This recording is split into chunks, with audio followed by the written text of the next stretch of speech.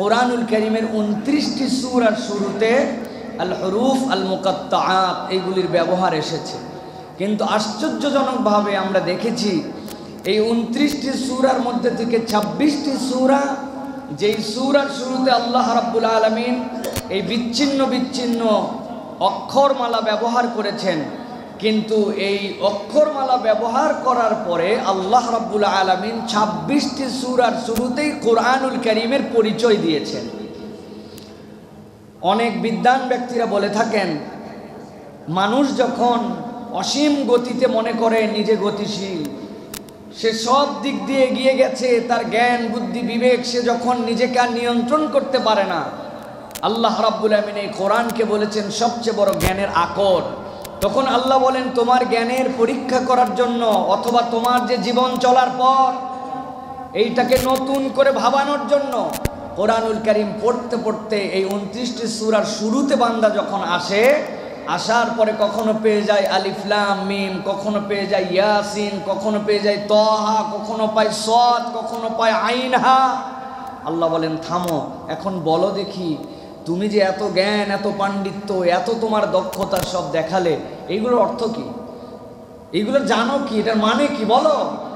দুনিয়ার মানুষ একটা কথাই বলে, ওয়াল্লাহু আ'লামু বিমুরাদিহি, একমাত্র আল্লাহ রাব্বুল আলামিন এইটার অর্থ জানেন, এছাড়া আল্লাহ রাব্বুল আলামিন ছাড়া কেউ জানে না। আল্লাহ বুঝাতে চান, বান্দা তোমার হাজার সক্ষমতার পরে কোরআনের কাছে আসার পরে তোমাকে আল্লাহ অক্ষম করেছেন, এবং অক্ষম করার পরে সবচেয়ে বড় তোমার জন্য পথের দিশা দিয়েছেন। যেখানে আল্লাহ বলেছেন আলিফ লাম মিম, এরপরেই বলেছেন যালিকাল কিতাবু লা রাইবা ফি, তাহা মা আনজালনা আলাইকাল কুরআন লিতাশকা, ইয়াসিন ওয়াল কুরআনিল হাকিম। আল্লাহ বলছেন তোমার জন্য থামিয়ে দেওয়ার পরে এমন পথ দেখাতে চাই যেই পথের থেকে নির্ভুল পথ আর কিছু হতে পারে না, সেটাই হচ্ছে তোমাদের জন্য কোরআনুল কারীম। সুবহানাল্লাহ। আরবের যে সকল মানুষদেরকে আমরা জাহেল বলি, যুগটাকে জাহেলি যুগ বলি, এই যুগটাকে কোরআনের ভাষায়, ইসলামের ভাষায় আমরা জাহালতের যুগ বললেও যারা তাদের যুগ সম্পর্কে সচেতন তারা জানে তারা আরবিতে কোন লেভেলের পাণ্ডিত্য অর্জন করেছিল, তাদের যোগ্যতাটা কোন লেভেলে গিয়েছিল। আমি অনেক সময় বোঝানোর জন্য বলি, বর্তমান সময়ে কেউ যদি একটা নোবেল পায়, সে যতটুক না আনন্দিত হয়, আরবের মানুষরা হজের সময়ে খানায় কাবার মধ্যে যে সাবায় মুআল্লাকা ঝুলানো হতো, 60টা কবিতা, যার আরবের এত জাজিরাতুল আরবের মধ্যে থেকে শত শত কবিরা জমা দিত কবিতায়, কবিতাগুলো যখন লটকায় দেওয়া হতো, এর মধ্যে যেই 7 ব্যক্তি 7 কবির কবিতা উঠত, ওই নামগুলা যার খানায় খাবার চত্বরে উঠে যেত, তারা নিজেদেরকে বর্তমান নোবেল পাওয়ার থেকে বড় ভাগ্যবান ভাবত।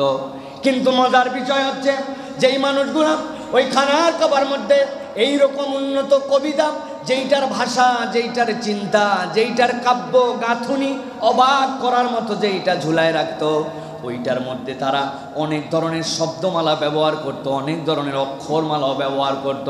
কেউ বা তার কবিতার শুরুতে নুন লেগেছে, কিন্তু কবিতা যারা পড়া জানতেন তারা কবিতা পড়তে পড়তে বুঝে ফেলেছেন এই কবিতার শুরুর নুনের মানে কি। নুনের মানে হচ্ছে সে এমন কারোর সাথে একটা সম্পর্ক রেখেছিল, তারপরে তার সাথে হয়তো বিবাহ বন্ধনে আবদ্ধ হতে পারে নাই, হৃদয়ের মধ্যে তার একটা ব্যথা, তার কোনো একটা নাম, কোনো অঞ্চলের নাম, কোনো একটা কিছুকে মূল্যায়ন করার জন্য সে নুন দ্বারা লেখেছিল। ওই কবিতা পড়লে বাকিটুকু ভাব বের করে ফেলা যেত, এই ভাব বের করারও তাদের মধ্যে প্রতিযোগিতা হতো, কে কার কবিতার ভাব বের করতে পারে।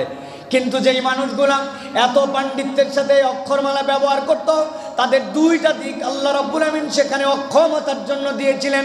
1 নম্বর, ওই মানুষগুলা কবিতা লটকানোর পরে ওই কবিতার নিজ দিয়ে মোলাহাজা লিখত, বিশেষ দ্রষ্টব্য। যদি এই কবিতার মধ্যে কোনো ভুল পান, এর কাব্য গাঁথুনিতে ভুল পান, এর মধ্যে যদি অর্থের মধ্যে কোনো আপনাদের অসঙ্গতি লক্ষণীয় হয়, আমাদেরকে জানালে আমরা আপনাদের জন্য এটা কারেকশানের ব্যবস্থা করে দিব। 2 নম্বরে এই মানুষগুলা তাদের কাব্যগাঁথনি নিয়ে এত বড়াই করতো, এত গর্ব করতো, নিজেদেরকে বিরাট বড় তাদের দাপটের মধ্যে ছিল। কিন্তু আল্লাহ রাব্বুল আমিন তাদেরকে 2 ভাবে অক্ষম করলেন। 1 নম্বরে আল্লাহ বললেন, আমি পুরা সূরা কেবল 4-5টা আয়াত দিয়ে নয়, বরং একটা সূরা তো সূরা বাকারা পুরা 2 পারা পর্যন্ত তোমার জন্য দেওয়া হলো।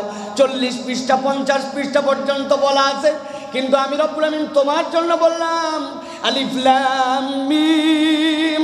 বলো তো এর অর্থ কি? যদি জেনে থাকো, তোমরা তো কবিতার বাকি অংশ পরে পরে বের করে ফেলতে পারো। আমার জন্য তোমাদের পক্ষ থেকে 2.5 পারা দেওয়া থাকলো, 50 পৃষ্ঠা ব্যাপী বের করো। তো আল্লাহ বলছেন, বের করা যেরকম অক্ষমতার জন্য তোমাকে আলিফ লাম মিম দিলাম, একই রকম তোমরা যেরকম তোমাদের দায় স্বীকার করার জন্য, ভুল স্বীকার করার জন্য, জানিয়ে দেওয়ার জন্য বলতে আমি আল্লাহ শুরুতেই উল্টা কথা বললাম, যালিকাল কিতাবু লা রাইবা ফি। এমন কিছু দিলাম, ভুল তালাশ তো দূরের কথা, ভুলের ঊর্ধ্বে আমি আল্লাহ অবতীর্ণ করেছি। আল্লাহ রাব্বুল আমিন সেই একই ধারাবাহিকতায় ইমানদারদের জন্য বলছেন, তাহা মা আনজালনা আলাইকাল কুরআন লিতাশকা। এই দুনিয়ার মানুষ, আমি আল্লাহ রাব্বুল আমিন তোমাদেরকে তাহা বললাম। অনেক মুফাসসির বলছেন আল্লাহ রাব্বুল আমিন মূলত নবী সাল্লাল্লাহু আলাইহি ওয়াসাল্লামকে এখানে খেতাব করেছেন। বাকি আয়াতগুলা দ্বারাও বোঝা যায়, অনেক মুফাসসির বলেছেন তাহা রাসূলুল্লাহ সাল্লাল্লাহু আলাইহি ওয়াসাল্লামকে আল্লাহর পক্ষ থেকে দেওয়া একটা সাংকেতিক নাম। ইয়াসিন নবী করিম সাল্লাল্লাহু আলাইহি ওয়াসাল্লামকে আদর করে আল্লাহ রাব্বুল আমিনের ভালোবাসায় দেওয়া ডাক। কিন্তু দুনিয়ার কোনো মুফাসসির বুক ফুলায় বলতে পারেন না আমার কথাই ঠিক, এইটাই একমাত্র।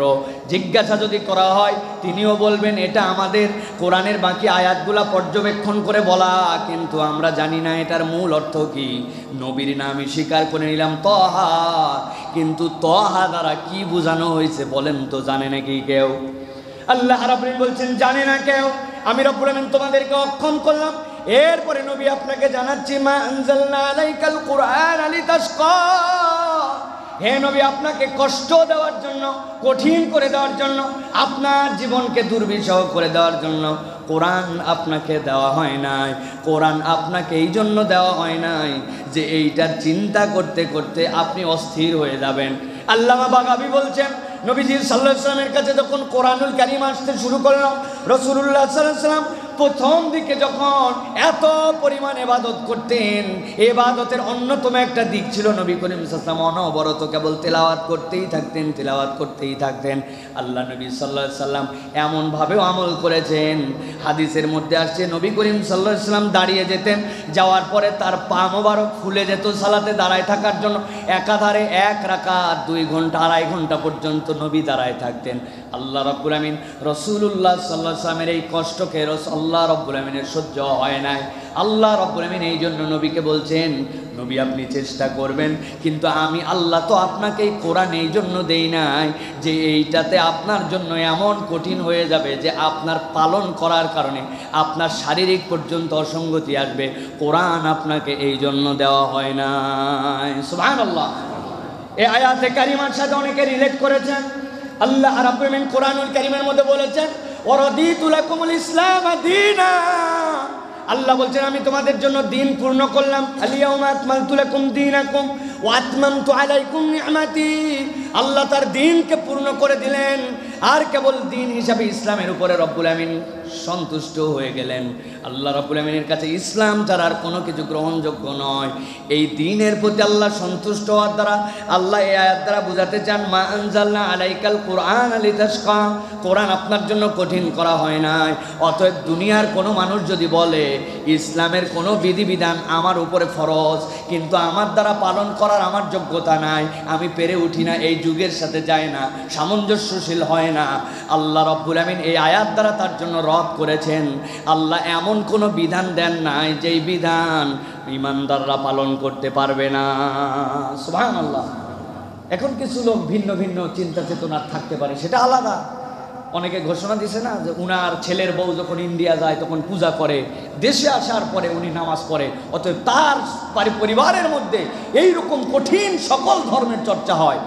এইরকম ভণ্ডদের সাথে তো আমাদের কোনো সম্পর্ক নাই।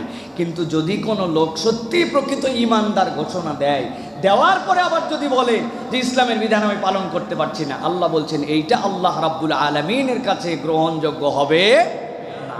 কারণ আল্লাহ রাব্বুল আলামিন এই দিনকে তোমাদের জন্য কঠিন করেন নাই।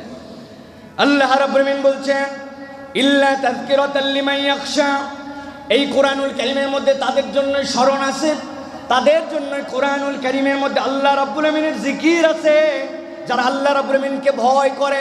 আল্লাহ রাব্বুল আলামিনকে ভয় করা মানে কি? ওয়ালিমান খাফা মাকাম রাব্বিহি, যেই ব্যক্তিরা একবার চিন্তা করে দুনিয়ার জিন্দেগি তো জিন্দেগি, কিন্তু আল্লাহর সামনে আমাকে দাঁড়াতে হবে। আল্লাহর সামনে যেদিন দাঁড়াতে হবে ওই দিন আমার রব্বুল আমিনের সামনে সব হিসাব নিকাশ করতে হবে।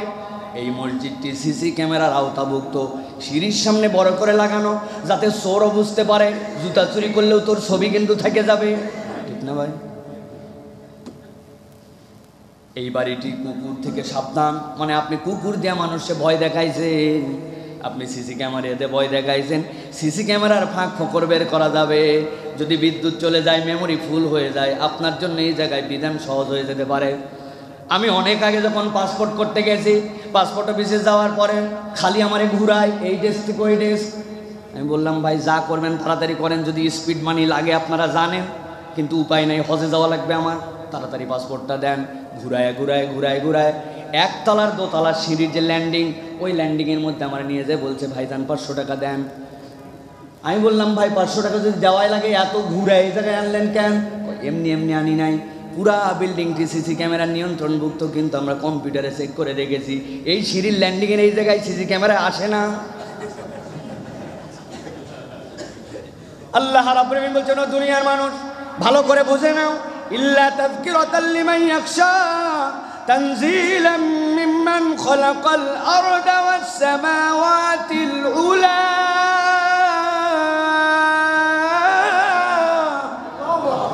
এই দুনিয়ার মানুষ, আমি রব্বুল আমিন তোমাদের জন্য, ওই মানুষের জন্য এই কোরআনকে হেদায়েত বানালাম, ওই মানুষের জন্য অন্তরের মধ্যে কোরআনুল কারীম প্রভাব ফেলবে, যেই হৃদয়টার মধ্যে রব্বুল আলামিনের জন্য দরদ আছে, রব্বুল আলামিনের জন্য মায়া আছে, রব্বুল আলামিনকে যে ভয় করে, আল্লাহ রব্বুল আলামিন বলছেন ওই ব্যক্তির জন্য কোরআন হবে হেদায়েতের মালিক। এই জন্য বোঝা যায় আপনার অন্তরে যদি খোদাভীতি না থাকে, আপনার দুনিয়ার সিসি ক্যামেরা আর দুনিয়ার এই সকল ভক্কর চক্কর দিয়া কোনো কাজ দিবে না, ঠিক কি না? আইন যত আছে ফাঁক তত আছে। বাংলাদেশের বিখ্যাত একজন ব্যক্তি, নাম বললে সবাই চিনে ফেলবেন, এই জন্য বললাম না, উনার সম্পদ মাত্র 76 কোটি টাকার, কিন্তু উনার যেগুলো প্রতিষ্ঠান আছে এক এক প্রতিষ্ঠান 5,000, 6,000, 10,000 কোটি টাকা পর্যন্ত ঋণ নিয়ে রাখছে। মালিক কত? 76 কোটি টাকা। একটুকু মিথ্যা তথ্য দেয় নাই, কারণ উনি জানে ব্যক্তিগত সম্পদ রাখলে তার জন্য ট্যাক্স ফাঁকি দেওয়ার সমস্যা আছে, এই জন্য সব সিস্টেম করে ভাগ করা আছে প্রতিষ্ঠানের নামে, এর নামে, বইয়ের নামে। উনার বউ মিলিয়ন মিলিয়ন টাকার মালিক, উনি ফকির, উনার বইয়ের দেওয়া একটা হাদিয়ার গাড়ি উনি চলায়, আছে না ভাই? কি জন্য এইটা হচ্ছে একমাত্র অন্তরের মধ্যে যদি আপনার রবের ভীতি না থাকে, তাহলে আপনি ফাঁকি দেওয়ার চেষ্টা করবেন। আল্লাহ বলছেন এই ভীতি যদি উঠে যায়, তুমি তোমার হিসাব করে করে সম্পদ থেকে 2.5% বের করে দিবে। তোমার ট্যাক্স, তোমার ভ্যাট, তোমার অমুক তমুক, এইগুলো তো তুমি যার মতো করে যেই সরকারের অধীনে, যেই দেশের অধীনে থাকো দিবাই, কিন্তু আল্লাহর দেওয়া হক কখনো তুমি একটুকু বঞ্চিত করবা না। কেননা তুমি জানো 1 কোটি টাকার মালিক হলে 97,50,000 টাকা আমার, বাকি 2.5 লক্ষ টাকা আমারই নয়, এটা আল্লাহর টাকা, অতএব আল্লাহর টাকা আমার মধ্যে আমি রাখতে পারি না, ঠিক কিনা? এটা কিভাবে পয়দা হবে অন্তর? এই অন্তর পয়দা হবে, আল্লাহ বলছেন যেই অন্তরে আল্লাহর ভয় আছে। কি দিয়ে আসবে ভয়? কোরআনুল কারীম দিয়ে আল্লাহ রাব্বুল আমিন ওই ভীতি মানুষের অন্তরে ঢুকাবেন।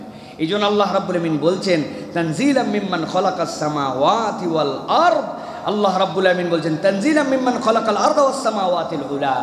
কে দিয়েছেন এই কোরআন? আল্লাহ বলছেন যেমন তেমন রব তোমাকে দেন নাই, যিনি সেই রব যিনি আসমান আর জমিন সবগুলার প্রতিপালক। সুবহানাল্লাহ, সবগুলার প্রতিপালক। সামাওয়াতি ওয়াল আরদ, উপর দিকে তাকায় আর আসমান দেখতে পাই, চিন্তা করলাম স্কাই রং কি বাচ্চাকে বলে স্কাই ইজ ব্লু। বাবা, আপনি যে ব্লু বলছেন, স্কাই ইজ ব্লু বলতে বলতে সহজ হয়ে গেছে, আসমান যে কোথায় তার কোনো খবর নাই আমাদের মাথার মধ্যে। বিজ্ঞান আগাতে আগাতে মঙ্গলে চলে যাচ্ছে, বিজ্ঞান আগাতে আগাতে অমুক জায়গায় চলে যাচ্ছে। তাদের কাছে জিজ্ঞাসা করবেন যারা ওই মহাকাশ বিজ্ঞানী, গুগলে একটু সার্চ করে দেখবেন যে আসমানটা কত দূর, একটু ঠিকানাটা বলেন আমাদের কাছে। ওনারা বলে যা কিছু করতেছে এগুলো সব প্রথম আসমানের বহু বহু নিচে। আসমান যে কত দূর এটা আমাদের আয়ত্তের মধ্যে নাই। আল্লাহু আকবার। যে সূর্য 13 লক্ষ গুণ বড় আপনার দুনিয়ার তুলনায়, কে যে মেপে আসছে আমরা বলতে পারি না, তারপরেও মেনে নিছি আমরা যে 13 লক্ষ গুণ বড় সূর্য। কিন্তু এই 13 লক্ষ গুণ বড় সূর্য, এরকম 13,000 কোটি সূর্য যদি একটা স্টারের মধ্যে ফেলে দেওয়া হয়, এক একটা স্টার এত বড় 13,000 কোটি সূর্য খেয়ে ফেলবে, ওই তারকার কোনো খবর হবে না। আল্লাহু আকবার।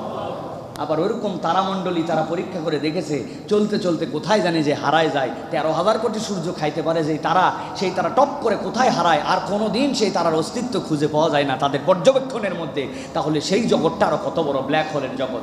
এগুলো যা কিছু বলা হচ্ছে সবগুলো প্রথম আসমানের নিচে।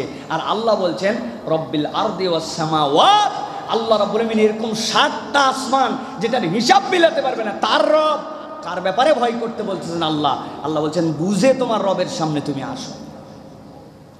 আল্লাহ রাব্বুল আমিন এরপরে বলছেন আর রহমানু আলাল আরশি ইস্তাওয়া, রব্বুল আলামিন আরশে অধিষ্ঠিত। রব্বুল আলামিন আরশে আজিমের মালিক। আরশে আজিম নিয়ে আমাদের মধ্যে অনেক ঝামেলা। আল্লাহ রাব্বুল আলামিন আরশে আজিমে গেছেন না, বসছেন না, উঠছেন, নানান কথাবার্তা বলে। কিন্তু আহলে সুন্নাত ওয়াল জামাতের আকীদাটা খুবই সহজ। ইমাম মালিক রাহমাতুল্লাহ আলাইহিকে জিজ্ঞাসা করা হয়েছিল আপনারা বলেন তো এই আয়াতের মুরাদ কি? তিনি বলেছেন ইস্তাওয়া মালুম, আমরা বুঝি ইস্তাওয়া মানে কি, কাইফিয়াতু মাজহুল, কিন্তু এর হালতটা কি আমাদের জানা নাই।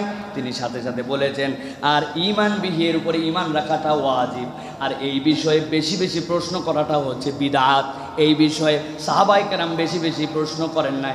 অতএব যেভাবে আল্লাহ বলেছেন এইভাবে আপনি শব্দ বুঝে নেবেন। কেমনে উঠলেন, কখন উঠলেন? যদি উঠেন তো আগে কোথায় ছিলেন? উঠলে তো আকৃতি লাগে, নানা ধরনের মন্তব্য আপনার মনে আসবে। তিনি বলছেন এর সম্পর্কে জিজ্ঞাসা করা বিদআত। আমরা বিশ্বাস করব ইস্তাওয়া মালুম, কাইফিয়াত জানি না। আর আল্লাহ রাব্বুল আলামিন এর প্রতি ঈমান আনা আমাদের জন্য ওয়াজিব, জিজ্ঞাসার কিছু নাই। কেননা ওয়ামা উতিতুম মিনাল ইলমি ইল্লা কলিলা, তোমার মাথার মধ্যে যে জ্ঞান দেওয়া হয়েছে আল্লাহ বলছেন এইটা কম। কম জ্ঞান দিয়ে তোমার রবের অবস্থান তুমি কেমনে শুধাবা? ঠিক কি না? আপনি আপনার রবের জ্ঞান আপনার ব্যাপারে তো অল্প একটু রব্বুল আলামিন দিয়েছেন। আপনি বেশি বেশি খুঁজতে যাবেন, আপনি বেশি বেশি বিভ্রান্ত হয়ে যাবেন। আপনি কলের মধ্যে পানি নিচ্ছেন, কলের মধ্যে থেকে পানি নিচ্ছেন। এখন পানির বোতলের মুখ দুই ধরন। একটা যদি হয় আপনার পেপসির বোতল অথবা কোনো পানির বোতল, মামের বোতল, মুখটা এতটুকু, কলের মুখ এত বড়, সব পানি কি ভিতরে যায় ভাই? ঢুকবে? সবগুলা ঢুকবে না। দেখুন আল্লাহ রাব্বুল আলামিন তার জ্ঞানের কোনো সীমা আমাদের নাই। আর আল্লাহ বলছেন তোমারই দিছি অল্প একটু আমি। তো এইটা নিয়ে আমরা সব কিছু খুঁজতে যাই কেন? যত খুঁজতে যাবেন তত বিভ্রান্তির মধ্যে পড়বেন। আর 2 নম্বর, জ্ঞানের বিভ্রান্তি বড় ভয়ঙ্কর বিভ্রান্তি।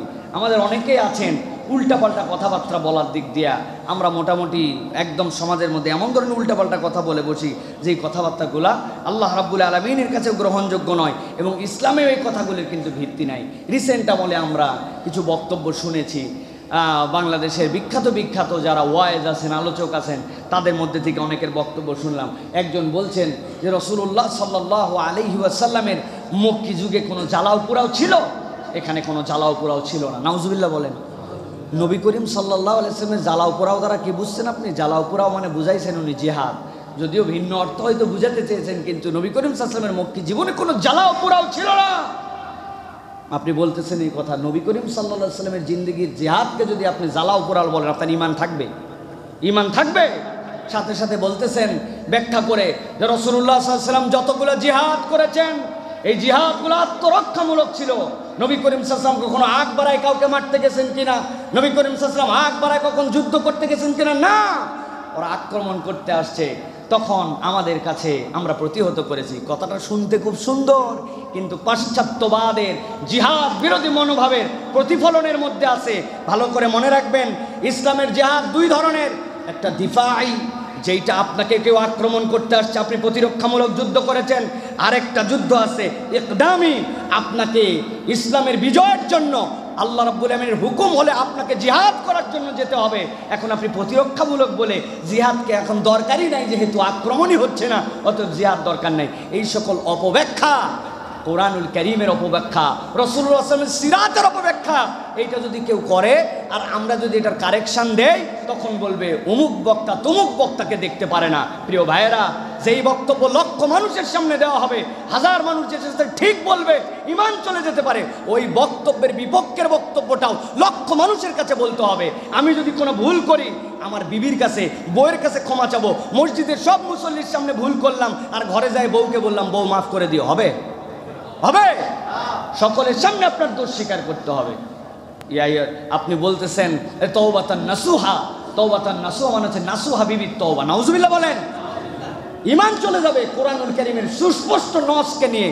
এইটার অর্থ যে জানে না ন্যূনতম, কথা বললেই বলবেন যে কথাবার্তা উল্টাপাল্টা বলা হয়। প্রিয় ভাইয়েরা, খবরদার, কোন গোষ্ঠীপ্রীতি যেন আমাদেরকে অন্ধ না বানায় ফেলে, আমাকেও যেন না বানায় ফেলে। যদি গোষ্ঠীপ্রীতি কাউকে অন্ধ বানায়, সে আর ভুল আর শুদ্ধের মধ্যে পার্থক্য করতে পারবে না, ঠিক কিনা? সে লোক যতই ভালো কথা বলুক।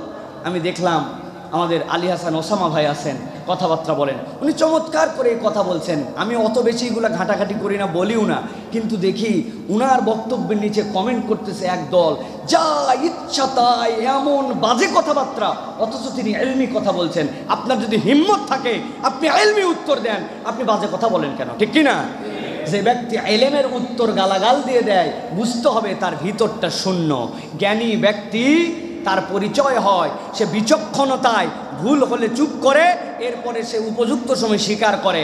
আর অজ্ঞানী ব্যক্তি ভুল স্বীকার করে না, উল্টা বেশি বকবক করে, ঠিক কিনা?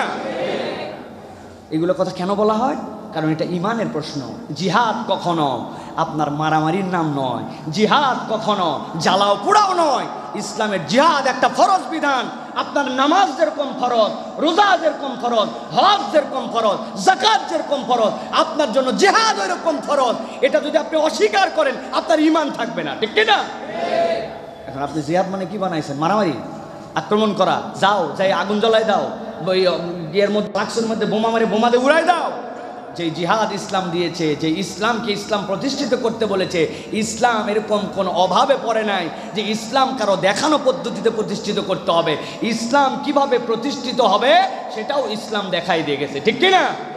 অতএব রাসূলুল্লাহ সাল্লাল্লাহু আলাইহি ওয়াসাল্লামের মক্কি জীবনের যে কার্যক্রম, এইটাকে কখনো বলা যাবে না যে জ্বালাও পোড়াও ছিল না, অথবা মাদানী জীবনের এই যুদ্ধকে জ্বালাও পোড়াও দিয়া এইটা কেবল প্রতিরক্ষা আত্মরক্ষামূলক নয়, বরং এটা ইকদামি যুদ্ধও ছিল। রাসূলুল্লাহ সাল্লাল্লাহু আলাইহি ওয়াসাল্লাম ইসলামের বিজয়ের জন্য অনেক কাফেলাকে প্রেরণ করেছেন। এটা স্বীকার করার নাম ঈমান। আর যুবকদের চেতনাকে নষ্ট করার জন্য একদল এখন উঠে পড়ে লেগেছে, তারা এটার নাম দিয়েছে উগ্রতা, এটার নাম দিয়েছে সন্ত্রাসবাদ। হাজার বছর ধরে যেই ভূমি মুসলমানদের, ওই ভূমিকে দখল করে তাদের জায়গা থেকে তাদেরকে বিতাড়ন করে দিয়ে, তাদেরকে তাদের জায়গা পুনরুদ্ধার করতে না দিয়ে তাদেরকে মারার পরে তাদেরটা হয় আত্মরক্ষা। আর মুসলমান যখন পাথর নিক্ষেপ করে, ওটাকে বলে সন্ত্রাস। এটাই হচ্ছে বিশ্ব মিডিয়া, ঠিক কিনা? তুমি নিয়ে আসছো 500 কোটি টাকা দামের মারাখানা ট্যাঙ্ক, যেটাতে তুমি মানুষকে নির্বিচারে, পাখিও মানুষ এরকম করে মারতে পারে না, হত্যা করো। যেখানে তুমি মিসাইল মেরে পাখির মতো ঝাঁঝরা করে তোমার বাড়ি ঘরগুলোকে ধূলিসাৎ করে দিচ্ছ, সেখানে প্রতিরোধ করতেছে যখন কেউ কেউ, সেটাকে বলতেছে তারা অন্যায়। তারা হাজার হাজার লোককে তাদের দেশের মধ্যে নিয়ে যায় ধরে রেখেছে, আমার মা বোনদেরকে রেপ করেছে, হাজার হাজার মা বোনদেরকে তাদের সন্তান থেকে এতিম করে দিয়েছে, তাদের মধ্যে বিষ প্রয়োগ করে হত্যা করেছে। এখন পর্যন্ত কত হাজার ফিলিস্তিনিরা তাদের কারাগারে আটক করা আছে, কোনো সংখ্যা নাই। কিন্তু তাদের 139 জন যখন নিয়ে আসা হয়েছে, তখন বিশ্ব বিবেকের কলিজা ফেটে যায়। এর দ্বারা বোঝা যায় এটা বিশ্ব বিবেক নয়, এটা বরং বিশ্বের বিবেক ভোতা হয়ে মরে গেছে, তার প্রমাণ, ঠিক কিনা? ওসমান খাজা নাম শুনছেন কিনা আপনার? Australian cricketer. আমি দেখলাম ক্রিকেট খেলা আগে অনেক খেলছি, দেখতাম, এগুলোতে দূরে সরে গেছি, কিন্তু দেখি এলজিবিটি প্রতিষ্ঠা করার জন্য, যে এলজিবিটি কিউ আপনারা জানেন কিনা? আপনি বলবেন সমকামিতাকে, আপনাকে you have to say 5 things then will entrance your school. ইউরোপের বাচ্চাদেরকে শেখানো হয় 5টা জিনিসে ইয়েস বলার পর আপনি স্কুলে ঢুকতে পারবেন। সমকামিতা বৈধ বলতে হবে আপনাকে। এলজিবিটি, একজন বলছে যে আমি নারী না, আমি পুরুষ, আপনাকে স্বীকার করে নিতে হবে। পুরুষ বলছে নারী, আমাকে স্বীকার করে নিতে হবে। এইগুলার বৈধতার সময় রেসিজম, যেই সকল ওই সকল সময়ে হাঁটু গেড়ে মাঠের মধ্যে সকলকে এটার পক্ষে সমর্থন জানাতে হবে, এইগুলাতে আইসিসির বাদে না। কিন্তু যখন ফিলিস্তিনের পক্ষে অস্ট্রেলিয়ার মুসলমান ক্রিকেটার তার পায়ের মধ্যে শান্তির প্রতীক একটা ছোট্ট একটুখানি একটা কবুতর আঁকায় নেবে আর হাতের মধ্যে একটা গাজার শিশুদের জন্য আর্ম ব্যান্ড পরবে, এটাকে নিষিদ্ধ করার জন্য উঠে পড়ে লেগেছে। এর দ্বারা বোঝা যায় বর্তমান মিডিয়ার জগতে পৃথিবীতে যেই সকল জায়গাগুলো নিয়ন্ত্রণ করা হচ্ছে এইগুলো সব ইহুদিবাদের চক্রান্ত, ইহুদিদের চক্রান্তে আজকে মুসলমানদের এই অবস্থা। আমরা চিনতে যত দেরি করব আমাদের ভবিষ্যৎ প্রজন্মের বিপদ তত বাড়বে, ঠিক না? চিনা আপনি বোঝান যে আইসিসি কি? আইসিসি কি আসলে ইন্টারন্যাশনাল ক্রিকেট কাউন্সিল নাকি আইসিসি ইহুদিদের সদর দপ্তর? মিলায় দেখেন, মনে হচ্ছে তো তাই আমাদের কাছে। প্রিয় ভাইয়েরা বলবেন সাইফুল্লাহ ভাই মসজিদে এইগুলো বলার দরকার কি? ভাই জুমার খুতবার ভ্যালু সম্পর্কে আপনার নলেজ যদি না থাকে তাহলে এই কথা বলতে পারেন। জুমার খুতবাটা যদি ঈদের মতো হতো একটা মুসল্লি খুঁজে পাওয়া যেত না। কি থাকতেন আপনারা? যে মুসল্লি কদকামাতিসলা শোনার সময় জুমার নামাজ পড়তে আসে, 7 দিনে একবার আসে, ওই মুসল্লিকে নামাজ পড়ানোর পর খুতবার দায়িত্ব দেওয়া হলে একজন খুঁজে পাওয়া যেত। আল্লাহ আটকাইছে। আজকে হচ্ছে সাইয়্যিদুল আইয়াম, 7 দিনের শ্রেষ্ঠ দিন। 7 দিনের পুঁজি কালেকশন করে নিয়ে যাও, 7 দিনের বিশ্ব ব্যবস্থা সম্পর্কে জেনে যাও, 7 দিনে তোমার ইমানের খোরাক কি জেনে যাও, বিগত 7 দিন আমাদের সমাজ বিশ্ব বাস্তবতায় কি কি নেফাকি ছিল জেনে যাও। এই দিক নির্দেশনের মসজিদ থেকে যাও, আগে খুতবা তারপরে নামাজ, ঠিক না? আমাদের খতিবরা সবগুলো বলেন না, এই জন্য আমাদের মানুষ অনেক অসচেতন। আল্লাহ আমাদেরকে এই কথাগুলি বোঝার তৌফিক দান করেন, বলেন আল্লাহুম্মা আমিন। আল্লাহ রাব্বুল আমিন এরপরে বলছেন লাহু মা ফিস সামাওয়াতি ওয়া মা ফিল আরদি ওয়া মা বাইনাহুমা ওয়া মা তাহতাস সারা। আল্লাহ রাব্বুল আমিন আয়াতে কারিমার মধ্যে একটু ক্লিয়ার করেছেন, যেই রবকে তুমি ভয় করবে ওই রব তো ওই আসমান সমূহ ওই জমিনের রব, কিন্তু তুমি জানো নাকি ওই রব তোমার কত দূর পর্যন্ত খবর রাখতে পারেন। লাহু মা ফিস সামাওয়াতি ওয়া মা ফিল আরদ। আল্লাহ বলছেন তার জন্য আসমান জমিনে যা কিছু আছে সব আল্লাহ রব্বুল আলামিনের। রব্বুল আমিন বলছেন ওয়া মা বাইনাহুমা ওয়া মা তাহতাস সারা। আর বান্দা জানো নাকি এত দূরের মধ্যে যা আছে আর ওই জমিনের নিচে যা প্রথিত আছে সেইটাও তোমার রব খবর রাখেন। মুফাসসিরিনে কেরাম বলছেন সারা মানে হচ্ছে ভূগর্ভ, সর্বনিম্ন স্তর বা পাতাল। আল্লাহ রাব্বুল আলামিন এই জমিনের ভিতরে আর্দ্র ও ভেজা যা কিছু আছে এইটাকে সারা বলা হয়। আর আল্লাহ রাব্বুল আমিন যে বলছেন সিররুন, মনের কথা। সিররুন কোন ধরনের মনের কথা? মুফাসসিররা ব্যাখ্যা করছেন যা মনে আসেনি কিন্তু ভবিষ্যতে আসবে সেইটা হচ্ছে আকফা। কিন্তু যেইটা আল্লাহ রাব্বুল আলামিন এখন পর্যন্ত বান্দার মনের মধ্যে উদয় করেন নাই সেইটাই হচ্ছে বান্দার জন্য আল্লাহর পক্ষ থেকে সারা। আল্লাহ রাব্বুল আলামিনের দ্বারা বোঝাতে চান তোমার অন্তরে যা উদয় হয়েছে আর তোমার অন্তরে যা উদয় হয় নাই, জমিনের নিচে যা আছে যে সম্পর্কে তোমার ধারণা নাই, আল্লাহ রাব্বুল আলামিন বলছেন এই সব কিছুর মালিক হচ্ছেন তোমার আল্লাহ। সেই আল্লাহ রাব্বুল আমিন তোমাকে বললেন তাহা, অক্ষম করে দিলাম তোমাকে, এবার সক্ষমতার বার্তাটা বান্দা বুঝে নাও। আমি আল্লাহ রাব্বুল আমিন তোমার জন্য কোরআনকে তোমাদের জন্য পথ নির্দেশ বানালাম। কোরআনকে তোমাদের জন্য আমি রাব্বুল আমিনের পক্ষ থেকে দিক নির্দেশনার গাইড হিসেবে তোমাদেরকে দিয়ে দিলাম। অতএব কোরআনওয়ালা যারা আল্লাহর ভাষায় সফল কাম তারা, আর কোরআনহীন যারা আল্লাহর ভাষায় সফল কাম নয় তারা। আমার কথা নয়, আল্লাহ রাব্বুল আমিন বলছেন এই দুনিয়ার মানুষ ওয়া ইন তাজহার বিল কওল ফাইন্নাহু ইয়ালামুস সিররা ওয়া আখফা। দুনিয়ার মানুষ জেনে রাখো তোমার অন্তরের মধ্যে যা উদিত হয়েছে, মুখ দিয়ে বেরিয়ে যাচ্ছে, সেটা তো তোমার রব জানেন। এখন পর্যন্ত তোমার অন্তরে যেটা আসে নাই, আসতে পারে এরকম খবরও রব্বুল আমিন জানেন। সুবহানাল্লাহ। এই আয়াতে কারিমার বড় ব্যাখ্যা আছে। সূরা বাকারার শেষ আয়াতের ব্যাখ্যা বাসায় যে পড়ে নেবেন। সাহাবাই কেরাম যে ঘাবড়াই গেলেন, আল্লাহ রাব্বুল আমিন বললেন ও দুনিয়ার মানুষ, ও সাহাবাই কেরাম, তোমাদের জন্য তোমরা যা গোপনে করো প্রকাশ্য করো সকল কিছুর হিসাব আল্লাহর কাছে দেওয়া লাগবে। সাহাবীরা চিন্তা করলেন অনেক কথা তো ইয়া রাসূলুল্লাহ মুখ দিয়ে বলি না, কিন্তু অন্তরের মধ্যে আছে, এইটাও যদি পাপ হয়ে যায় আমাদের তো বাঁচার উপায় নাই। কেননা সব কল্পনা তো মনের মধ্যে ইচ্ছা করে নিয়ে আসি না, অনেক কল্পনা অটোমেটিক চলে আসে। রব্বানা লা তাহমিল আলাইনা ইসরান কামা হামালতাহু আলাল্লাযীনা মিন ক্বাবলিনা। আল্লাহ রাব্বুল আলামিন এরপরে নবীর দোয়া এমনভাবে কবুল করলেন, আল্লাহ এমন কিছু চাপাই দিয়েন না যেই চাপানোর দ্বারা অতীতের মানুষরা ব্যর্থ হয়েছিল, এরকম কিছু দিয়েন না। রব্বুল আমিন এরপরে বান্দাদের জন্য মওকুফ করে দিলেন, তোমার অন্তরের মধ্যে যেইটা সেইটা যতক্ষণ পর্যন্ত কাজে ইমপ্লিমেন্টেশন না হবে তোমাদের পক্ষ থেকে আল্লাহ রব্বুল আমিনের কাছে কোনো কিছুই ধর্তব্য হবে না। তবে আল্লাহ রব্বুল আমিন উল্টাটা করে দিলেন, পৃথিবীর আগ পর্যন্ত যতক্ষণ অন্তরের মধ্যে খারাপ চিন্তা করেছে, আগামী ঈদের দিনে শ্যামলী সিনেমা হলে যায় সবচেয়ে ভালো একটা সিনেমা দেখব, আল্লাহ যদি সুযোগ দেয়, নাকি নিয়ত করছে একজন, সাথে আল্লাহ সুযোগও বলছে, যেহেতু ছবির পুত্রের লেখা আছে ইনশাল্লাহ আসবে, উনিও আল্লাহ সুযোগ বলছে, নাউজুবিল্লাহ। কিন্তু বেচারি কোনো কারণে ওই জন্য অসুস্থ ছিল অথবা টিকিট পায় নাই, এই জন্য সিনেমাটা দেখতে পারে নাই। আমার নবীর বরকত এমন, আল্লাহ রাব্বুল আমিন ওই যে নিয়ত করছে 1 বছর আগে ছবি দেখবে, 1 বছর পরে ইচ্ছাও ছিল কিন্তু উপায় হয় নাই, জন্য দেখতে পারে নাই। রব্বুল আমিন তার আমলনামায় বিন্দু বিসর্গ পর্যন্ত তার জন্য কোনো গুনাহ থাকবে না। কিন্তু বান্দা আজকে নিয়ত করছে, আল্লাহ যদি সুযোগ দেয় আগামী হজটাতে হজে যাব, অথবা আল্লাহ যদি তৌফিক দেয় ইনশাল্লাহ রমজানের মধ্যে উমরা করার জন্য যাব। রমজানে যাওয়ার পরে বান্দা অসুস্থ হয়ে গেছে, কিন্তু নিয়তটা তার অন্তরের মধ্যে ছিল। ওই রমজান পর্যন্ত তার যা নিয়ত, এই নিয়ত তার কাছে আল্লাহর কাছে একটা মকবুল আমল হিসাবে কবুল হয়ে যেদিন থেকে নিয়ত করছে, বান্দার আমল নামায় এই কল্যাণকর নিয়তের সওয়াব অনবরত লেখা হতেই থাকবে।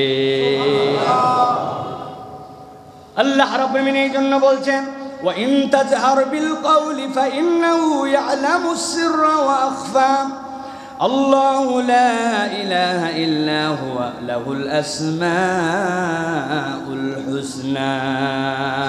আল্লাহ বলছেন তোমার প্রকাশ্য প্রকাশ্য সব কিছুর হিসাব যেই রব জানে, ওই রব তোমাকে বলল তিনি ছাড়া আর কোনো উপাস্য নাই, আর তার অনেকগুলা সুন্দর সুন্দর নাম আছে।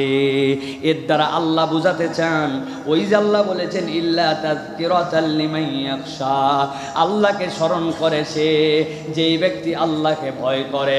আল্লাহ বলছেন আল্লাহর অনেক সুন্দর সুন্দর নাম আছে, ওয়ালিল্লাহি আসমাউল হুসনা। অতএব বান্দা আল্লাহর সুন্দর নাম ধরে তুমি ডাকো। এই জন্য সালাফরা বলতে আল্লাহর সিফাতে যেই নামগুলো আছে এইটার সাথে আল্লাহ যুক্ত করে যখন বান্দা আল্লাহর জিকির করে বা আল্লাহকে ডাকে, আল্লাহ রাব্বুল আমিন বান্দারে আচরণে এত খুশি হন। বান্দা আল্লাহকে ডাক দিছে, ইয়া রহমান ইয়া আল্লাহ, ইয়া রহিম ইয়া আল্লাহ, ইয়া সাত্তারু ইয়া আল্লাহ, ইয়া গফফার ইয়া আল্লাহ। আল্লাহ যে বলছেন বান্দা আমার সুন্দর নাম আছে, আর আমার ভয় তো সেই করে যে আমার জিকির করে। বান্দা যখন এই দিকে তাকায়া একবার আল্লাহর নাম ধরে ডাক দিবে, বান্দার গুনাহ আমল নামায় যা আছে রব্বুল আলামিন সবগুলা তার মাফ করে দিবে।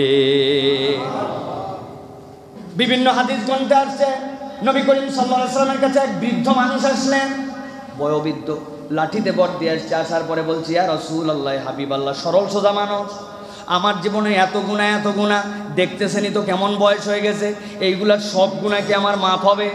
কোনো পাপ নাই জীবনে যেই পাপ আমার জীবনে নাই। নবী করিম সাল্লাল্লাহু আলাইহি ওয়াসাল্লাম বললেন, হবে, কি করতে হবে? নবী বললেন, মান ক্বালা লা ইলাহা ইল্লাল্লাহ, একবার যদি তুমি লা ইলাহা ইল্লাল্লাহ বলো, ওয়া আন্না মুহাম্মাদান আবদুহু ওয়া রাসূলুহু, আর যদি মুহাম্মদ সাল্লাল্লাহু আলাইহি ওয়াসাল্লাম আল্লাহ আর রাসূল এবং পয়গম্বর এটা স্বীকার করো, আল্লাহ তোমার অতীতের সব গুনাহ মাফ করে দিবেন। ওই ব্যক্তির সাথে সাথে বলল, লা ইলাহা ইল্লাল্লাহ, আশহাদু আল্লা ইলাহা ইল্লাল্লাহ ওয়া আন্না মুহাম্মাদান আবদুহু ওয়া রাসূলুহু। এরপরে সে বলল, আল্লাহু আকবার, আল্লাহু আকবার, আল্লাহ কত বড়, আল্লাহ কত বড়। এই কথা বলতে বলতে উল্টা দিকে চলে গেল, তার ঈমান ঢুকে গেছে। নবী বলছে, আমিও বলছি, আমার গুনাহ আল্লাহ মাফ করে দিয়েছে। সুবহানাল্লাহ বিহামদিহি। এই জন্য প্রিয় ভাইরা, ডাকার মতো ডাকলে রব্বুল আলামিন বান্দাকে ফেরত দেন না। আর এই ডাক যদি আপনি শিখতে চান, বুঝতে চান, কোরআনুল কারীম ছাড়া এই পথ আপনাকে কেউ দেখাবে না। কোরআনের কাছে আপনাকে ফিরতে হবে ভাই, কোরআন ছাড়া এটা আপনাকে কেউ ফিরাবে না। সাহাবায়ে কেরামদের ডেডিকেশন কেমন ছিল ভাই, সাহাবীদের ঘটনা আমরা কতই না শুনেছি না। এক একজন সাহাবী এই কোরআনুল কারীমের জন্য, ওমর রাদিয়াল্লাহু তাআলা এক সাহাবীকে বকছিলেন, জানেন আপনারা? আব্দুল্লাহ জুল বাদাজাইন, রাসূলুল্লাহ সাল্লাল্লাহু আলাইহি ওয়াসাল্লামের প্রিয় সাহাবী। কেমন ধরনের সাহাবী, এতিম মানুষ ছিলেন, টাকা পয়সা কিচ্ছু নাই, চাচার কাছে মানুষ হয়েছে সারা জীবন, চাচা তাকে এত ভালোবাসা বাসছে, কোনো দিন চাচা তাকে কোনো কষ্ট দেন নাই। কিন্তু রাসূলুল্লাহ সাল্লাল্লাহু আলাইহি ওয়াসাল্লামের দাওয়াত যখন চলে আসতো, তার দ্বীনের বুঝ চলে আসছে যে তিনি ঈমান আনবেন, কিন্তু আশা যে তার চাচা সহ ঈমান আনবে, কেননা তার বাপ নাই মা নাই, সে চাচা চাচির কাছে এমনভাবে মানুষ হয়েছে যে তার চাচা তার জীবনের কোনো কিছু অপূর্ণ রাখে নাই, যা লাগবে সব দিছে, সেই চাচা ছাড়া কেমনি ঈমান আনে। রাসূলুল্লাহ সাল্লাল্লাহু আলাইহি ওয়াসাল্লাম দেখতে দেখতে মক্কা বিজয় হয়ে গেল, কিন্তু তার চাচা তারপরে ঈমান আনে না। এরপর আব্দুল্লাহ সহ্য করতে পারলেন না, তিনি রাসূলুল্লাহ সাল্লাল্লাহু আলাইহি ওয়াসাল্লামের বায়াত হয়ে ঈমান এনে ফেললেন। চাচা বলল, এত বড় বদমাইশের বদমাইশ, নিমো খারামের নিমো খারাম, এতদিন ধরে তোমাকে এই জন্য করতেছি, খবরদার আমার বাড়িতে থাকা যাবে না, চলে যাও। চলে যেতে যখন শুরু করছে, তখন বললে, তুমি আমার বাড়ির থেকে চলে যাচ্ছ কার জামা কাপড় পরে? বলে, সবই তো রেখে গেছি, জামা কাপড়টুকু তো মানুষ পায়। বলে, না, আমার জামা কাপড় পরেও মুহাম্মদের দলভুক্ত হলে তুমি যেতে পারবে না। ইতিহাস বলতেছে এই সাহাবী এমন স্যাক্রিফাইস করেছেন, তার ওই মায়ের কাছ থেকে এক খণ্ড ওড়না চেয়ে নিছেন, একটা ছেঁড়া কাপড় দিয়ে নিচের দিকে লজ্জাস্থান আবৃত করেছেন, আরেকটা কাপড় কোনো মতো গায়ে দিয়েছেন, দিয়ে দুনিয়ার সব কিছু ছেড়ে দিয়ে মক্কা থেকে মদিনার মধ্যে সফর করে চলে গেছেন। রাসূলুল্লাহ সাল্লাল্লাহু আলাইহি ওয়াসাল্লাম ফজরের নামাজের পরে বলছেন, তুমি কে? বলে, আব্দুল্লাহ। বলে, কোথা থেকে? মক্কা থেকে। এই অবস্থা? ইয়া রাসূলুল্লাহ, আমাকে এরকম নিঃস্ব করে সব কিছু দিনের জন্য ছেড়ে দিয়ে আমাকে এখানে পাঠিয়ে দিয়েছে। নবী করিম সাল্লাল্লাহু আলাইহি ওয়াসাল্লাম বললেন, তুমি এখন থেকে যাও, এই মদিনার আসহাবে সুফফার মধ্যে এখানে তুমি থাকতে শুরু করো। ফজরের নামাজের পরে আব্দুল্লাহ জোরে জোরে তেলাওয়াত করেন, হৃদয়ের আবেগ দিয়ে। এতদিন পর্যন্ত তার চাপা দুঃখ মনের মধ্যে দুঃখ আর ভালোবাসা ভরায় কোরআন তেলাওয়াত যখন জোরে জোরে করেন, হযরত ওমর এসে বলছেন, এই আব্দুল্লাহ, একটু আসতে পড়ো, তুমি আসতে পড়ো, তোমার আল্লাহ তো বধির নয় যে তোমার আল্লাহ শুনেন এত চিৎকার করে পড়ো কেন? নবী করিম সাল্লাল্লাহু আলাইহি ওয়াসাল্লামের কানের মধ্যে এই কথা গেছে, আল্লাহ নবী থামাই দিয়েছেন, ওমর, ওরে ডিস্টার্ব করো না, ও বড় কঠিন পথ পাড়ি দিয়ে আসছে, ওর মনের মধ্যে এমন ব্যথা আছে, ওর এই কোরআনটা যখন সে উচ্চ কণ্ঠে পড়ে তার হৃদয় আপ্লুত হয়, তার ইসলামটা বড় ব্যথার কষ্টের, এই কোরআন তাকে সুখ দেয়, তাকে তুমি আসতে বলতে বলো না।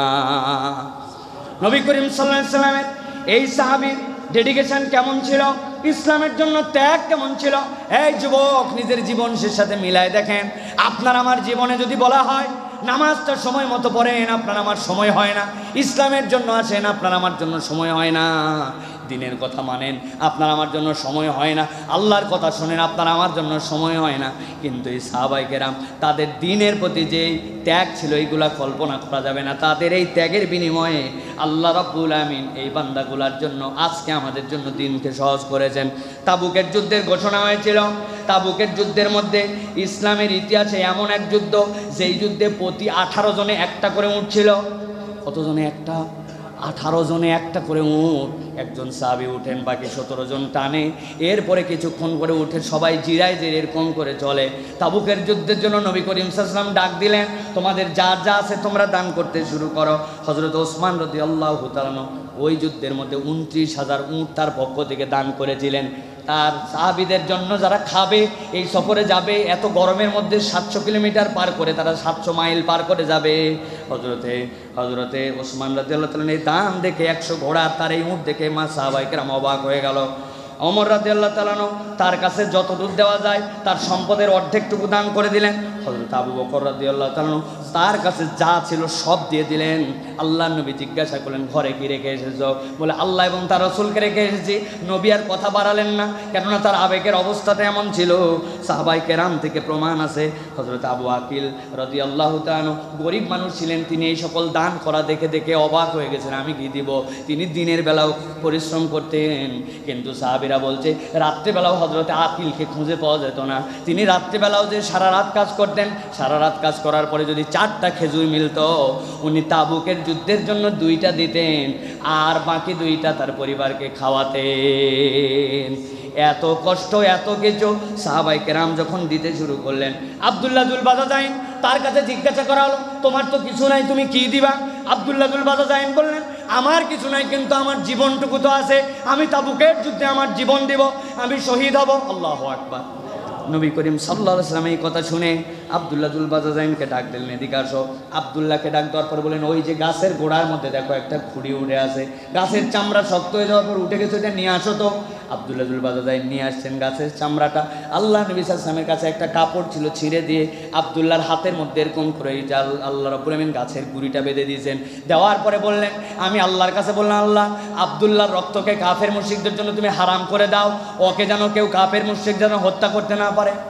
আব্দুল্লাহ চিন্তা করলেন, আমি হতে চাই শহীদ, আর আমার নবীকে বললেন, আমার নবী বললেন কাফের মুশরিকদের জন্য হারাম করা, তার মানে তো আমার জন্য আর এই যুদ্ধে শাহাদত নাই। নবী করিম সাল্লাল্লাহু আলাইহি ওয়াসাল্লাম বললেন, ঘাবড়ায়ো না আব্দুল্লাহ, কোনো কাফের মুশরিকদের তুমি আঘাত পাও এটা আমি দেখতে চাই না, তুমি আমার বড় মায়ার সাহাবী। কিন্তু জেনে রাখো, আল্লাহর রাস্তায় বের হওয়ার পরে কোনো ব্যক্তি যদি জ্বরে আক্রান্ত হয়েও মারা যায়, আল্লাহ রাব্বুল আমিন তাকে শাহাদতে মৃত্যু দিবেন। নবীর কথা এমনভাবে ফলে গেল। তাবুকের যুদ্ধ শেষ, মুসলিম কাফেলা ফেরত আসবে, এই সময় আব্দুল্লাহ অসুস্থ হয়ে গেলেন। আব্দুল্লাহ এমনভাবে অসুস্থ হলেন, জ্বরে আক্রান্ত হলেন, একদিনের ব্যবধানে তিনি শহীদ হয়ে গেলেন। আল্লাহর নবীর কাছে খবর আসার পরে নবী করিম সাল্লাল্লাহু আলাইহি ওয়াসাল্লাম হযরত আব্দুল্লাহ জুল বাজাজাইনকে নিয়ে ওই কবরের পাশে এসে বসলেন। বসার পরে আবু বকর, ওমর, ওসমান তারা তার কবর খনন করার পরে নিচে নামলেন। আল্লাহর নবী কোল থেকে তার সাহাবীকে নিচে নামায় দিয়েছেন। আব্দুল্লাহ ইবনে মাসউদ বলছেন, হায় হায়, আমার এই দিনটার জন্য আফসোস হয় যখন আবু বকর, ওমর, ওসমান কবরে নামে, আর নবী যখন কোলের থেকে তার সাহাবীকে চক্ষু শীতল করে তাকে কবরে নামায় দেয়। ওই দিনটা যদি আমার হতো, কেননা নবীজি ওই দিন বলেছিলেন, হে আল্লাহ, এই আব্দুল্লাহর প্রতি আজকে সন্ধ্যা পর্যন্ত আমি খুশি আছি, বাকি সন্তুষ্টিটার পর থেকে তুমি তার প্রতি খুশি হয়ে যাও। সাহাবায়ে কেরাম এইরকমভাবে ইসলামের জন্য তাদের ত্যাগ ছিল, কোরআনের জন্য তাদের মায়া ছিল। আজকে আমাদের ঘর বাড়িগুলোর দিকে তাকান, ঘর বাড়িতে কম বেশি কিছু না হলেও মাঝে মাঝে আমাদের গান বাজনা হয়, নিজে না শুনতে চাইলেও মোবাইলে বাজে, টিভিতে বাজে। আপনি টিভিতে গান বাজনা দেখতে না চাইলেও ওই দুইটা খবরের মধ্যে যে অ্যাড হয়, ওই অ্যাডের মধ্যে জিঙ্গেল বাজে কি না? কিন্তু ভুলেও আমাদের বাড়ির মধ্যে 1 মাস পার হয় কোরআন বাজে না, 1 বছর পার হয় কোরআন তেলাওয়াত হয় না। এরকম শত শত বাড়ি আমাদের আছে কি না? আছে কি না? হিসাব করে দেখেন। আল্লাহ রাব্বুল আমিন যে বললেন, তাহা তোমাদের জন্য আমি রব্বুল আলামিন এমন একটা বিধান দিচ্ছি যে কোরআন তোমাদের জন্য কঠিন নয়, এটা তোমাদের জন্য দেওয়া হলো, হেদায়েতের গ্রন্থ হিসেবে তোমাদেরকে দেওয়া হলো। অথচ আমরা কোরআন থেকে শত সহস্র মাইল দূরে। আর যেই সকল আমরা আলেম ওলামা অথবা যারা মাদ্রাসায় পড়ি, আমরা যারা কোরআন পড়ি, আমরা চিন্তা করছি বাবা আমি তো মোটামুটি এই দিক দিয়ে পার পেয়ে গেলাম, যেহেতু আমি কোরআন পড়ি। ভাই, কোরআন পড়াটুকুই কেবল নয়, আপনি কোরআনের তাফাক্কুহ, আপনি কোরআনের যে বোধ, কোরআনের ভিতরে যে নির্যাস, এইটি আপনার নেওয়া আপনার জন্য বেশি জরুরি। কেননা আল্লাহ রাব্বুল আমিন রাসূলুল্লাহ সাল্লাল্লাহু আলাইহি ওয়াসাল্লামের মুখ দিয়ে বলেছেন, মান ইউরিদিল্লাহু বিহি খায়রান ইউফাক্কিহু ফিদ্দীন। এই ফিকার জ্ঞান, এই বোধ শক্তি অর্জন করা, যে ন্যূনতম কোরআন পড়তে পারে, তার জন্য এটা দ্বিতীয় স্তর, তার জন্য দায়িত্ব। অতএব আমরা কোনো উজবে যেন না ভুগি। আলহামদুলিল্লাহ, যা করতেছি মোটামুটি আমরা করে ফেলতেছি। মানুষের ধ্বংসের অন্যতম একটা নিদর্শন হচ্ছে যখন মানুষ তার ফরজ ইবাদত পালন করা নিয়ে আত্মতৃপ্তিতে ভুগবে। আপনি খেয়াল করে দেখেন, আলহামদুলিল্লাহ আমি 5 ওয়াক্ত নামাজ পড়ি, যাকাত দেই, মানে উনি একটা আনন্দের মধ্যে আছে, মোটামুটি আমি একটা কিছু করতেছি। প্রিয় ভাইরা, আপনার ফরজ ডিউটি পালন করে আপনি কেমন করে ভাবেন যে আপনি কিছু একটা করে ফেলছেন? কেমন করে ভাবলেন? একটু বোঝার চেষ্টা করেন। আমি মাঝে মাঝে উদাহরণ দিছি, এর আগে আপনাদের মনে আছে কিনা। এক লোক এসে বলতেছে আমাদের এই যে নজরুল মামাকে আর আমাদের এই যে কারি সাহেবকে, আমাদের যে আপনারা একটু মিষ্টি খান, মুসলিমের কালো জাম নিয়ে আসছি। এখন ইমাম সাহেব জিজ্ঞাসা করছে, ভাই এত আপনি আন্তরিকভাবে মিষ্টি খাচ্ছেন, ঘটনাটা কি? মিষ্টি তো খাবো বুঝলাম আলহামদুলিল্লাহ, কিন্তু ঘটনাটা কি? বলে, হুজুর আর বলেন না, আমার ছেলে একটা পরীক্ষা ছিল, পরীক্ষা দিছে 33 পায়ে পাশ করে গেছে। কত? 33 পাইছে। আর ইমাম সাহেব বলবে যে আল্লাহ, ছেলে যে 33 পাইছে কেন, কিছুটা বুঝতে পারতেছি, কারণ এর বাপের যে কারবার, 33 পায়ে পাশ করছে। বাবা, তোর এর জন্য মিষ্টি খাওয়ানোর দরকার কি? বাবা, তো মিষ্টি খাওয়ানোর দরকার নেই, পাশ করে গেছে নাকের গোড়া দিয়ে, তুই চুপচাপ থাক, এর জন্য তোর আনন্দ ফুর্তির কি আছে?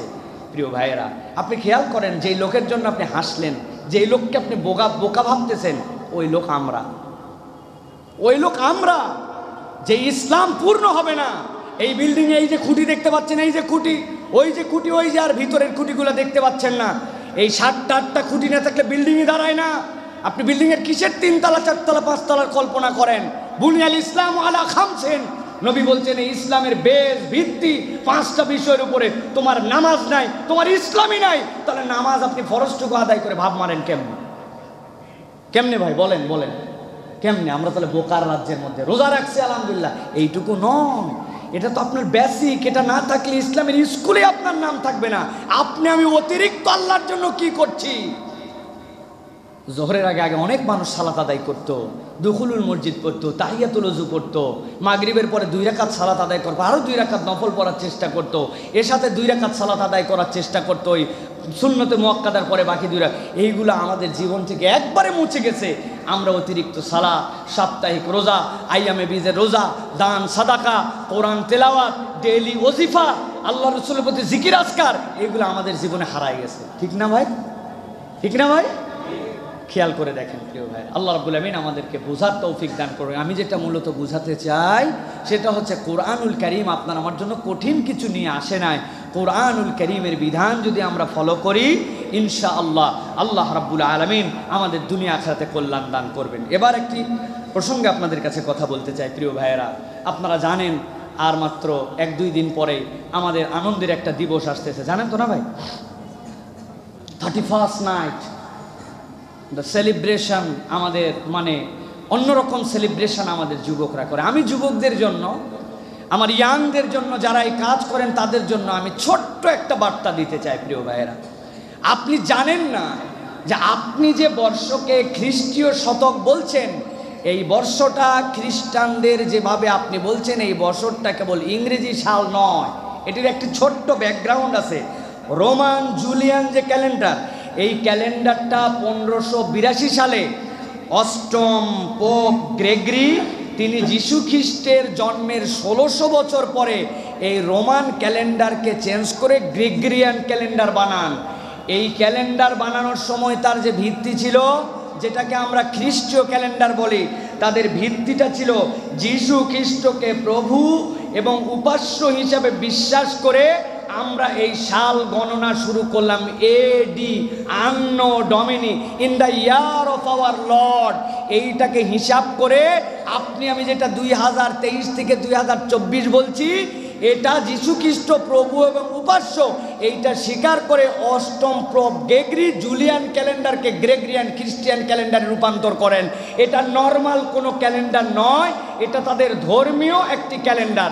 জিজ্ঞাসা করতে চাই, যারা যারা এই পার্টি করেন, যারা যারা উৎসব করেন, আপনারা যারা বিশ্বাস করেন ধর্ম যার উৎসব তার, তাদের কাছে এটা প্রস্তাবনা।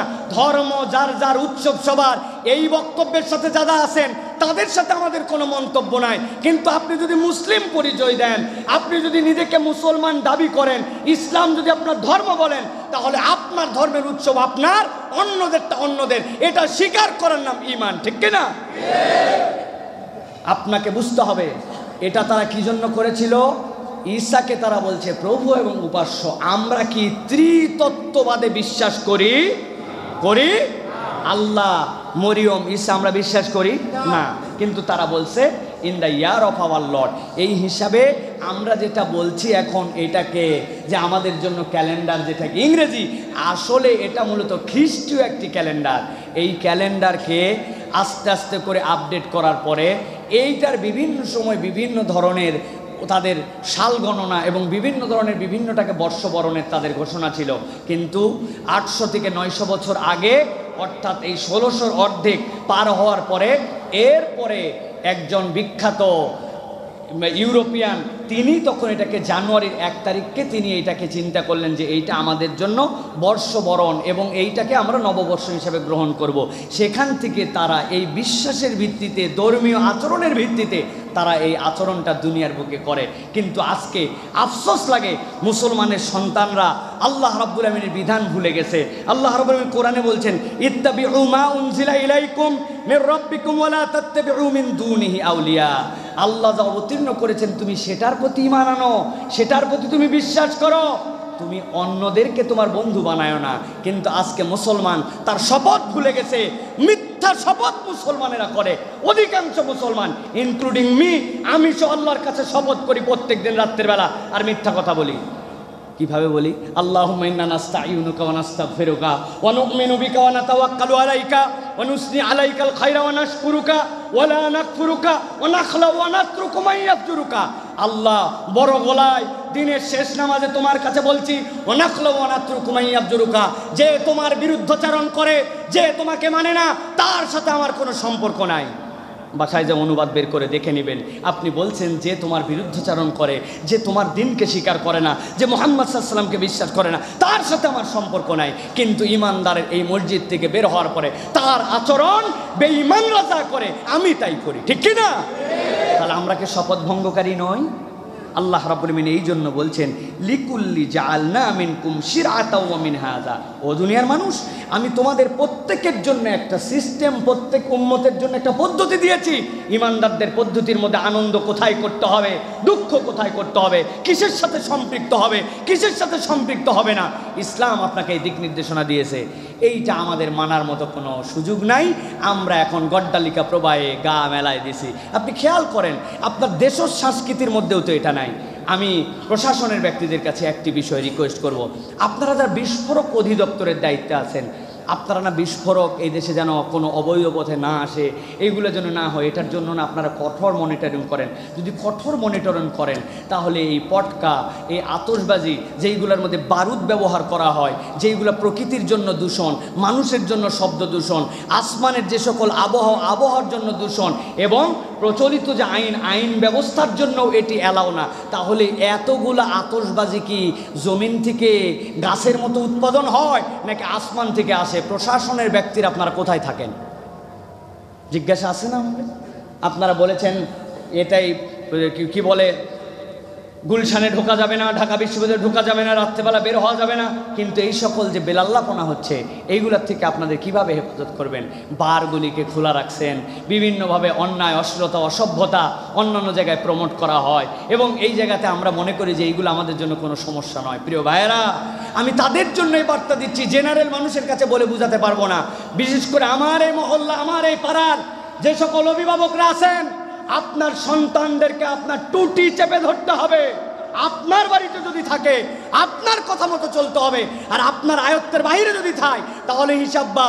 কিন্তু আপনার বাড়িতে থাকবে, আপনার খাবে, মুসলমান পরিচয় দিবে, আপনি মরলে, আপনার সন্তান মরলে আমাদেরকে নামাজ পড়াতে হবে, মুসলমানের গোরস্থানে জানাজা করতে হবে, আর আপনি বিজাতীয় সংস্কৃতি পালন করার সময় বাধা দিবেন না। আপনি মুসলমান পিতা, ভাই, অভিভাবক নামে কলঙ্ক, ঠিক কিনা? মহল্লাবাসী সাবধান হন। বাকি দুনিয়ার দায়িত্ব আমাকে দেওয়া হয় না। এই মহল্লার মধ্যে আমরা থাকি, এশার নামাজেের পর থেকে কী বিশৃঙ্খলা, কী ধরনের অন্যায়, কী ধরনের বেহা ফেলে সুন্দর করে কুচকুচ করে কেটে ওর মধ্যে মাল ঢুকায় টানতেছে, আপনি জানেন না, আপনি জানেন না। আপনি খোঁজ খবর নিয়ে দেখেন, ছোট্ট একটু লাল কাপড় দিয়ে ঘেরে টেন্ট বানায়, ভিতরে ড্যান্স দিচ্ছে, খালি ড্যান্স দিচ্ছে না, ভিতরে লাল কালারের পানি, নীল কালারের পানি খাওয়া হচ্ছে। আপনি খবর নেন না। যদি খবর না নেন, এই ভয়ঙ্কর পরিণতি আপনাকে একদিন পুড়ায় ছারকার করে দিবে। আল্লাহ আমাদেরকে বোঝার তৌফিক দান করেন। সর্বশেষ বলবো, নবীজির একটা কথা বলে শেষ করব, মান তাশাব্বাহা বিকওমিন ফাহুয়া মিনহুম। নবী বলছেন, সমস্যা নাই, তুমি যেই কওমের অনুসরণ করবে, দুনিয়ায় ভণ্ডামি করে সব লোক মিলে কোলে করে তুলে আলা মিল্লাতে রাসূলুল্লাহ পড়ে 40 করে, এরপরে মাদ্রাসা ছাত্র নিয়ে এসে কোরআন 500 কতি খতম করে তোমার তকদিরে কোনো পরিবর্তন করতে পারবে না। দুনিয়ায় যেই কওমের অনুসরণ করছো, কিয়ামতের দিনে হাসরে ওই কওমের সাথে তোমাকে উঠাতে হবে। জিজ্ঞাসা করতে চাই আপনাদের কাছে, ইসলাম ছাড়া আল্লাহর কাছে কোনো কওম কবুল হবে? কওম কবুল হবে? কোন আদর্শ কবুল হবে? ওই দিন যাওয়ার পরে ঠেলা বুঝে নিয়েন। আল্লাহ আমাদেরকে এই সকল 31 নামক অসভ্যতা, অশ্লীলতা, এইগুলা থেকে আমাদেরকে হেফাজত করবেন। আল্লাহুম্মা আমিন।